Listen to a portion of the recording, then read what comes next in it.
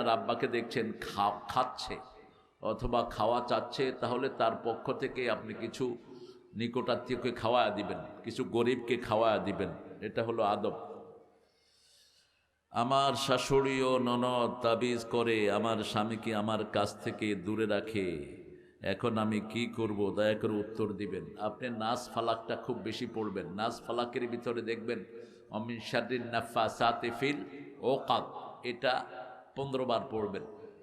15 বার পরে পানিতে ফু দিয়ে ওই পানি খেয়ে ফেলবেন, আর স্বামীর কাপড় চোপড়ে ফুটা দিয়ে দিবেন, ঘরে ছিটিয়ে দিবেন, ঘরে আজাদ দিবেন, সূরা বাকারা পড়বেন। এরপরেও যদি না যায় তাহলে অন্য তদবির আছে, সেগুলো আপনি রুকিয়া শারঈয়া, যেটা এখন ইন্টারনেটে অনেকগুলো রুকিয়া পাওয়া যায়। এই রকম তাবিজ যারা করে, জাদু যারা করে, এদের শাস্তি হলো তাদেরকে খুন করে ফেলা, মেরে ফেলা। কিন্তু আইন নিজের হাতে তোলা যাবে না। আমরা ইসলামী শরিয়া হলে এদের মৃত্যু হবে। যেমন রাসূলকেও তাবিজ করেছে। আসাম ইবনে লাবিদ ইহুদি ওর মেয়ে রাসূলের চুল চুরি করে নিয়ে গেছে, নিয়ে সেখানে 11টা গিট দিয়ে একটা কূপের ভিতরে ওনার চিরুনি সহ ফেলে দিয়েছে। রাসূল সাল্লাল্লাহু আলাইহি সাল্লাম নামাজ পড়তেন ভুলে যেতেন, ওযু করতেন ভুলে যেতেন, অথচ আল্লাহ বলছেন সূরা আলার ভিতরে সানুকরিউকা ফালা তানসা, ইউ ওয়ন্ট ফরগেট, আমি পড়িয়ে দেব, আপনি ভুলবেন না। সেই নবী ভুলে যেতেন। লা তুহাররিক বিহি লিসানাকা লিতাআজালা বিহি ইন্না আলাইনা জামআহু ওয়া কুরআনাহু ওয়া ইন্না আলাইনা নাবায়ানা। সূরা কিয়ামার ভিতরে আল্লাহ বলছেন আপনি জিহ্বা নাড়ে মুখস্থ করার দরকার নাই, আমি জমা করে দেব, আমি আপনাকে ব্যাখ্যাও শিখিয়ে দিব। সে নবীর দরদ হতো। এরপরে 3 জন ফেরেশতা এসে, একজন ওনার মাথার পাশে জিবরাইল আমিন, 2 পায়ের পাশে 2 জন, জিজ্ঞেস করলেন মা মারদুহু, তার রোগ কি? আরেকজন ফেরেশতা উত্তর দিল মারদুহু আস-সাহর, তাকে জাদু করা হয়েছে, তাবিজ করা হয়েছে। মান ফাআলা হাদা, কে করেছে? আসাম ইবনে লাবিদের মেয়েকে দিয়ে চুল চুরি করে সেই চুলের মধ্যে জাদু করা হয়েছে, চিরুনিতে বেঁধে। কোথায় আছে? অমুক কূপে। রাসূল ঘুম থেকে মুচকি হেসে উঠলেন, উঠে বললেন আমাকে যে জাদু করা হয়েছে সেই অসুস্থতার আমি রেজাল্ট পেয়েছি। আয়েশাকে বললেন তবে নাম কারো কাছে ডিসক্লোজ করো না, বলো না। তখন ওই কূপের কাছে গেলেন, সেখান থেকে চিরুনিটা উঠানো হলো। জিবরাইল আমিন আলাইহিস সালাম 11টা আয়াত নিয়ে আসলেন, নাস এবং ফালাক।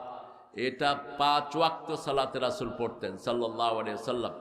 ফজরে আর মাগরিবে বেশি পড়তেন, 3 বার 3 বার করে 9 বার, আর অন্যান্য সালাতে একবার একবার করে। আর যাদের এই অসুস্থতা আছে তারা বেশি করে পড়বে, তাহলে আল্লাহ আপনাকে প্রোটেকশন দিয়ে দিবেন, আল্লাহ আপনাকে উদ্ধার করুক। আমার ছেলেকে মাদ্রাসায় ভর্তি করেছি, সে পালিয়ে আসে, এখন কি করব? বয়স হলো 7 বছর, পালাবে না কি করবে? আপনি এত ছোট ছেলেকে ঘরের থেকে দিলেন কেন ভাই? আপনি ঘরের পাশে কোনো মাদ্রাসায় দেন। আর মাদ্রাসার হুজুররা তো ভেটকি দেয়, হুজুররা ওয়েলকামিং না। অধিকাংশ হুজুরদের চিলড্রেন ম্যানার নাই, চিলড্রেন এডুকেশনের উপরে তাদের কোনো এডুকেশন নাই। 99% মাদ্রাসাগুলোর একই অবস্থা। যত বেশভূষা যত ভালোই হোক, ভেটকি আসেই পোলাপানকে, সিমটি দেয়, আঙ্গুল দুইটা চাপ দেয়, কয় দুঃখ ফাসনি, হাতের আঙ্গুলের ভিতরে পেন্সিল ঢুকায় চাবে, আর কয় ব্যথা লাগে। কত বেয়াদব! একটা দুধের শিশুকে এইভাবে করো কেন? শিশুদেরকে তুমি আদর করে শিক্ষা দিবা, কোলে কাকে করে শিক্ষা দিবা? বাচ্চাটাকে ঘরের পাশে রাখেন, আদর করেন। কোরআন শরীফ মেজাজ দিয়ে হয় না। ওই যে তাকরিম নামে পোলা একটা ওয়ার্ল্ড চ্যাম্পিয়ন হয়েছে, এটার সাক্ষাৎকার দেখবেন। হে বলছে আমি খুব ভালো ছাত্র ছিলাম না, একজন ওস্তাদ আমাকে আদর করে করে মাখরাজগুলো শিখিয়েছেন, তালাফুজগুলো শিখিয়েছেন, আস্তে আস্তে আল্লাহ রাব্বুল আলামিন আমাকে এই জায়গায় এনে দিয়েছেন। সেজন্য বাচ্চা যদি বিরক্ত হয়ে যায় ওখান থেকে নিয়ে আসেন, অন্য কোনো জায়গায় দেন, ঘরের পাশে। একদম বিরক্ত হলে কোরআন শরীফই পড়বে না। বহু ছাত্রকে পিতামাতা হেফজোখানায় দিয়েছে, এখন নামাজই পড়ে না, কারণ হুজুররা গরুর মতো পিটাইছে। 1 সপ্তাহে আমপারা মুখস্থ করেছে এক ছেলে, ওরে পিটাইতে পিটাইতে হুজুরের লুঙ্গি খুলে গেছে। আমি কইলাম সর্বনাশ। কয় না, পাঞ্জাবি লম্বা ছিল, অসুবিধা হয়নি। তো তোমার এত জিদ কেন মূর্খ? তোমার এই জিদ তুমি অন্য কোথাও ফেলো। হাটহাজারের পাশে এক বাচ্চা ছেলেকে পিঠায় মেরে ফেলছে হেফজোখানার টিচার। বাচ্চা ছেলে মা আসছে, কাঁদছে কেন মায়ের জন্য?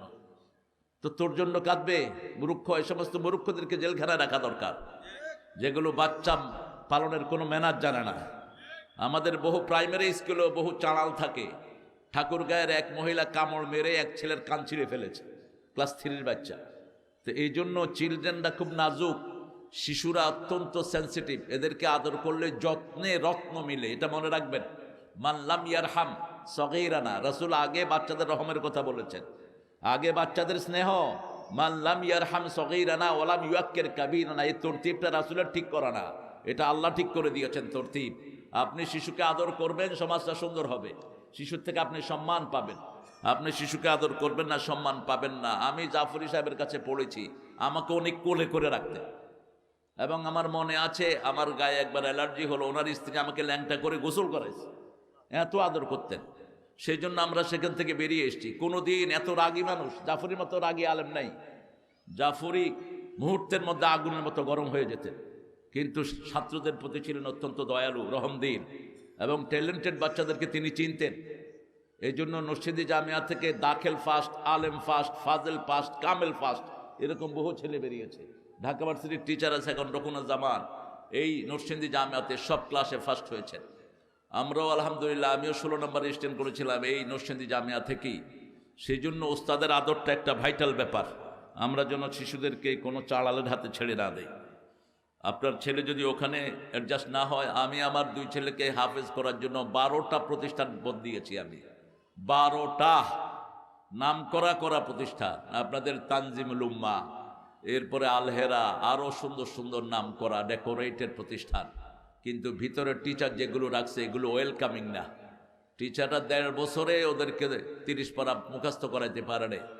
আমি পরে টিচারদেরকে বললাম যে তোমরা অযোগ্য, তোমরা অথর্ব। ওদের প্রিন্সিপাল বলল আপনার ছেলেরা বসে না। আমি বললাম তুমি টিচার দাও, তুমি টিচার দাও। এরা যদি 10 পারা 1 মাসে মুখস্থ করে না দিয়েছে, আমি তোমার কাছে রাখবো না বাচ্চা। এরপরে টিচার দিলেন স্পেশাল, 12 দিনে 10 পারা মুখস্থ করে দিয়েছে, 12 দিনে। এরপর টিচার কানছে, জাফর আহমদ মজুমদার।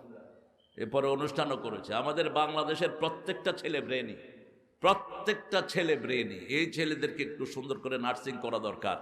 আপনি দেখবেন এদের থেকে কি রত্ন বেরিয়ে আসে।